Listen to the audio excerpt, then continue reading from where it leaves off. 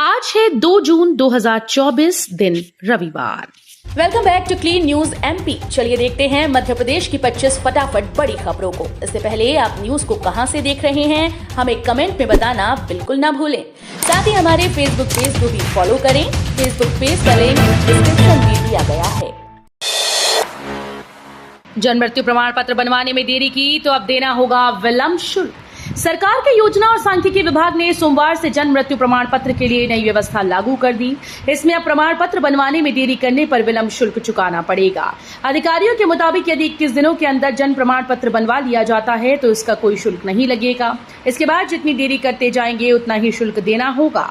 नई व्यवस्था में 21 दिन के बाद 1 माह के भीतर प्रमाण पत्र बनवाएंगे तो 12 रुपए विलंब शुल्क देना होगा। सीएम हेल्पलाइन पर हो सकेगी खुले बोरवेल की शिकायत, अफसर करेंगे कार्रवाई। पानी नहीं निकलने पर बोरवेल को खुला छोड़ देने और उसमें बच्चों के गिरने की कई घटनाओं के बाद प्रशासन इस पर सख्ती करने सक्रिय हुआ। खुले बोरवेल के लिए राज्य सरकार ने कड़े नियम और कानून बनाने का निर्णय लिया। इसकी शिकायत करने के लिए सीएम हेल्पलाइन पोर्टल पर नया विकल्प भी शुरू किया गया। स्नातक प्रथम वर्ष की परीक्षा जून के तीसरे सप्ताह में। लोकसभा चुनाव की वजह से स्नातक प्रथम वर्ष की परीक्षा 2 महीने पिछड़ चुकी है। अब देवी अहिल्या विश्वविद्यालय ने जून तीसरे सप्ताह में परीक्षा प्रस्तावित की। अगले कुछ दिनों में परीक्षा व रिजल्ट के संबंध में विश्वविद्यालय ने बैठक रखी। उसके बाद परीक्षा का शेड्यूल जारी किया जाएगा। शिवराज सिंह चौहान बोले, भाजपा इस बार विजय के नए रिकॉर्ड स्थापित करेगी। मोदी जी के नेतृत्व में ही हम पूरे देश में जीत रहे हैं। काशी के परिणाम विजय के नए रिकॉर्ड बनाएंगे। भाजपा इस बार विजय के नए रिकॉर्ड स्थापित करेगी। मध्य प्रदेश में भी हम सभी 29 सीटें बड़े अंतर से जीतने वाले हैं। ये कहना है मध्य प्रदेश के पूर्व मुख्यमंत्री और विदिशा लोकसभा सीट से भाजपा उम्मीदवार शिवराज सिंह चौहान का। उज्जैन विक्रम विश्वविद्यालय की पीएचडी प्रवेश परीक्षा 30 जून को ऑनलाइन होगी। विक्रम विश्वविद्यालय ने बहुप्रतीक्षित पीएचडी प्रवेश परीक्षा 2024 की अधिसूचना जारी कर दी। अधिसूचना के मुताबिक 434 सीटों पर दाखिले के लिए प्रवेश परीक्षा 30 जून को ऑनलाइन कंप्यूटर के माध्यम से होगी। परीक्षा में सम्मिलित होने के लिए एमपी ऑनलाइन के माध्यम से आवेदन 1 से 18 जून तक जमा किए जाएंगे। शिफ्ट होगा मुसीबत का पासपोर्ट केंद्र।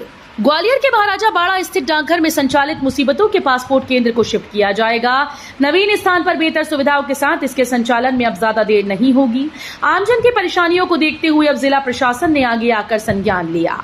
कलेक्टर रुचिका सिंह चौहान ने पासपोर्ट सेवा केंद्र के लिए बेहतर नए स्थलों की जानकारी संबंधित एजेंसी से मांगी है।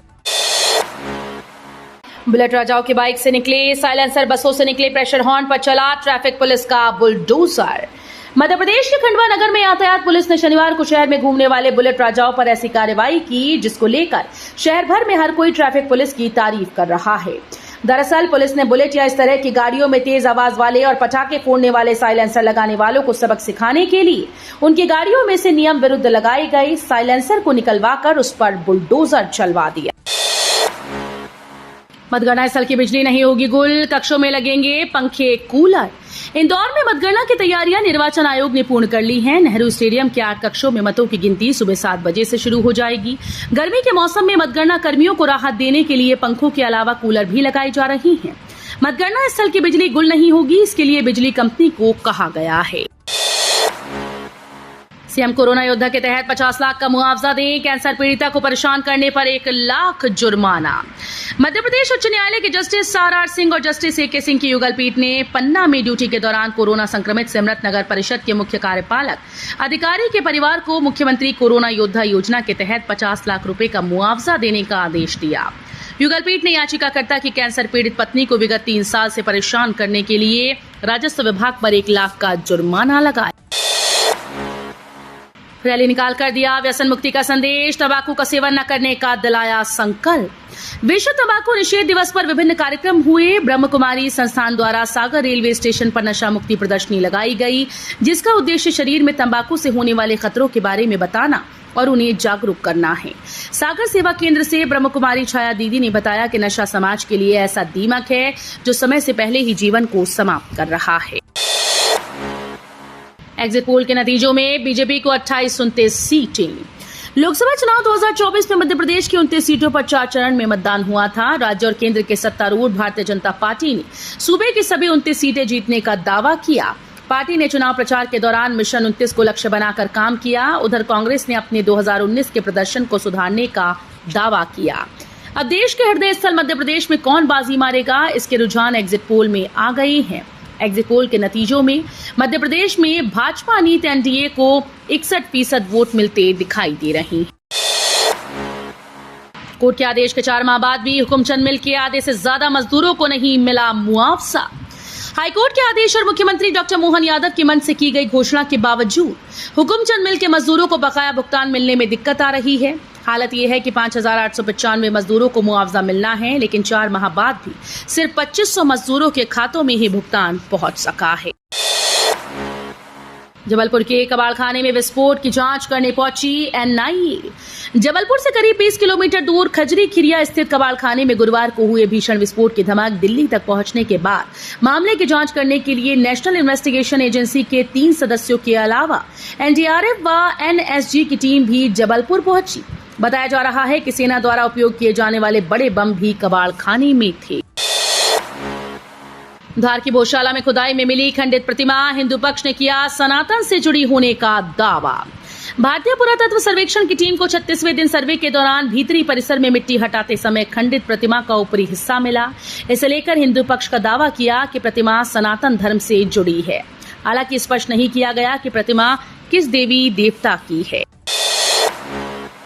सीएम मोहन यादव ने बोली बड़ी बात, कहा बीजेपी के पक्ष में पहले और दूसरे चरण के मतदान का रुझान। दूसरे चरण की 6 सीटों के लिए हुए मतदान के बाद मुख्यमंत्री डॉक्टर मोहन यादव ने दावा किया कि पहले और दूसरे चरण के मतदान का रुझान भाजपा के पक्ष में है। एक प्रकार से रिकॉर्ड बनाने वाला है। मतदान को लेकर संगठन के साथ हम सभी ने जागरूकता और मतदाताओं को निकालने का काम किया। मतदाताओं में जिस तरह से भाजपा के प्रति उत्साह दिखाई दिया, वो हमारे लिए ऊर्जा का बड़ा केंद्र रहा और हमारी ताकत रही। इंदौर जिले में 3 साल में 12,000 करोड़ से अधिक संपत्ति के मालिक बनी महिलाएं। मध्य प्रदेश की वाणिज्यिक राजधानी इंदौर में अब महिलाएं आर्थिक रूप से सशक्त हो रही हैं। इंदौर जिले में विगत 3 सालों में 12,000 करोड़ रुपए की संपत्तियां महिलाओं के नाम पंजीकृत हुई। मध्य प्रदेश में महिलाओं के नाम पंजीकृत कुल संपत्तियों में इंदौर की हिस्सेदारी 21% से अधिक है। प्रदेश में रजिस्ट्री कराने में मिल रही छूट का भी महिलाएं अतिरिक्त लाभ उठा रही हैं। मंत्रालय में ई ऑफिस व्यवस्था होगी लागू। मंत्रालय में ई ऑफिस व्यवस्था लागू होगी, लेकिन मुख्यमंत्री और मंत्रियों के लिए मैनुअल की चलेंगी फाइल्स। मंत्रालय में अब ई ऑफिस व्यवस्था लागू होगी।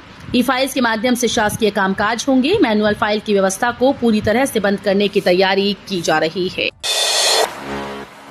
सभी कर्मचारी नदारत, एसबीआई कस्टमर ने शेयर की तस्वीर, आ गया डिलीट करने का फरमान। स्टेट बैंक ऑफ इंडिया के ग्राहक ने सोशल मीडिया प्लेटफॉर्म एक्स पर शिकायत करते हुए एक तस्वीर पोस्ट कर दी। इसके बाद बैंक ने उधर से तुरंत फोटो डिलीट करने का फरमान जारी कर दिया। बैंक ने कहा कि आपको हुई असुविधा के लिए हमें खेद है, लेकिन सुरक्षा कारणों से तस्वीर को तुरंत डिलीट कर दीजिए, वरना अगर इसका गलत इस्तेमाल किया जाता है तो इसके लिए आप ही जिम्मेदार होंगे। नए सेना प्रमुख की नियुक्ति से पहले वरिष्ठ अफसरों का पूल बनाने की तैयारी। डिफेंस स्टडीज के सिलेबस में सैन्य रणनीतियों के लिए खास किताब जरूर पढ़ाई जाती है, द आर्ट ऑफ वॉर। चीन के सैन्य रणनीतिकार सन त्यू ने ईसा से 5 सदी पहले इस किताब को लिखा था। दुनिया भर में इस किताब को पढ़ाया जाता है। इसमें एक चैप्टर है कि कैसे युद्ध के मैदान में दुश्मन को भ्रमित करो, उसे गुमराह करो और फिर सरप्राइज अटैक कर उसे चकित कर दो। मोदी सरकार भी ठीक इसी रणनीति पर चल रही है। घर बनवाने के लिए सस्ती दर पर मिलेगा लोन।